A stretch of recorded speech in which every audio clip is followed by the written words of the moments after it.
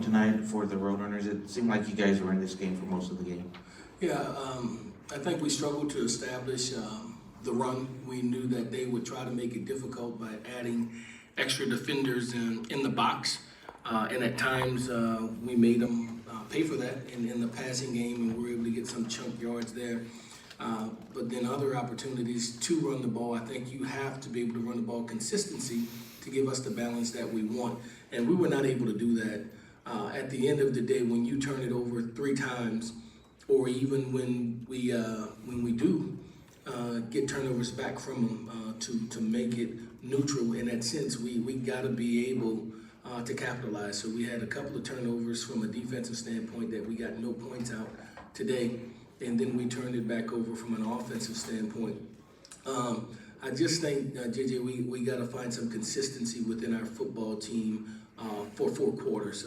It's a 6-point game at halftime. We're poised and in position to go up 17-10 at one point, and it wound up being 16-10 or whatever it was at the half. We could have scored, instead they scored, and then we came out, fell behind a little bit, came back and fought and had some really good stands at that time and moved the ball at times. So I thought sporadically we moved the ball, but we just didn't get in the end zone enough, even in the last drive. An opportunity down there in the red zone to capitalize that we did not. So did you feel like overall, kind of revisiting some of the things you just said, that you were competitive in this game more than the score shows, or do you think it was kind of the result that you played to?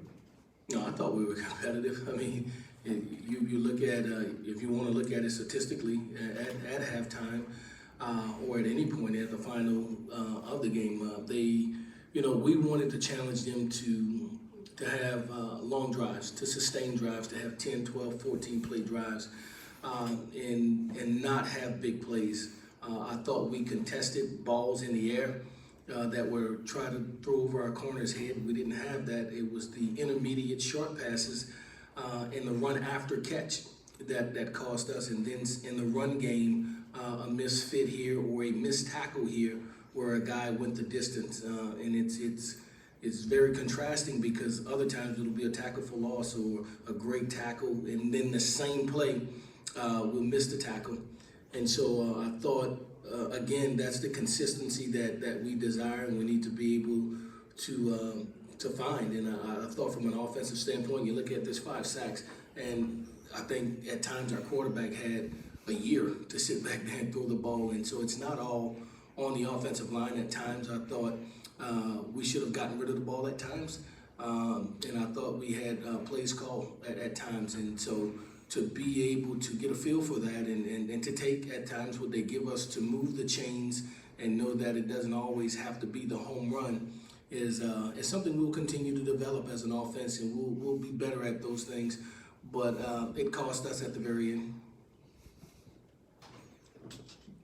So what's your message to the team, and what was the atmosphere like in the locker room now, knowing you need to win the last 2 to reach the bowl eligibility? Yeah, get to 5. Get to 5. FAU comes in our stadium next week for Senior Day, for our last one in the Alamo Dome, and to go and play to the best of our ability, consistently against one of the better teams in the east of our conference. We'll have our work cut out for us, and so a lot of preparation will be needed. We'll turn our attention to that immediately, starting tomorrow after we correct these mistakes, so that it's not exploited, and fix those things, and then be ready to play a quality FAU team and take it one game at a time, with that one being the most important one, because it's the next one next week against FAU. Coach, you had a strong performance from a number of the young guys like Franklin and Harmonson.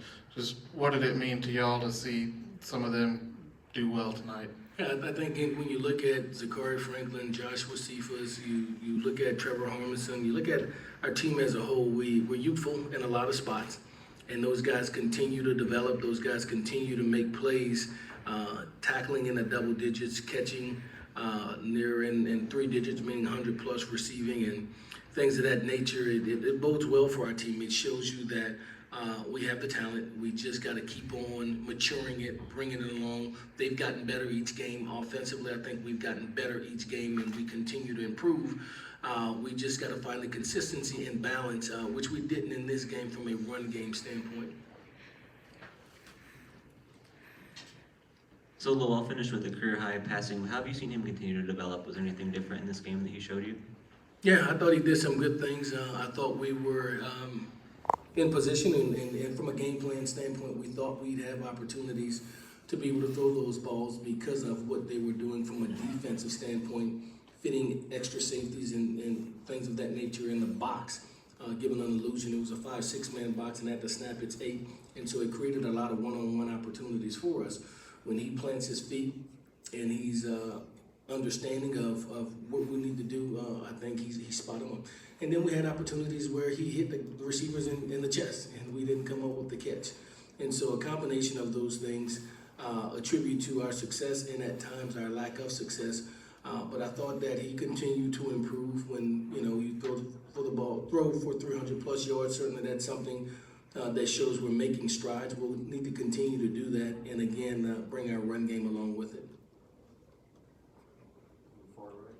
Quick question. It seemed like the offense had one of its better days. Lowell had a pretty good day for what he's had for this season, but you guys still kind of left lacking. What do you guys need to improve going forward these last 2 games left? Yeah, we need to score.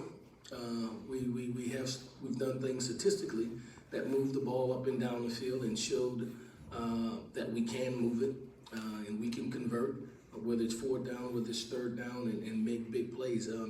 And so I think there's small victories in some spots. At one point, we didn't have many big plays.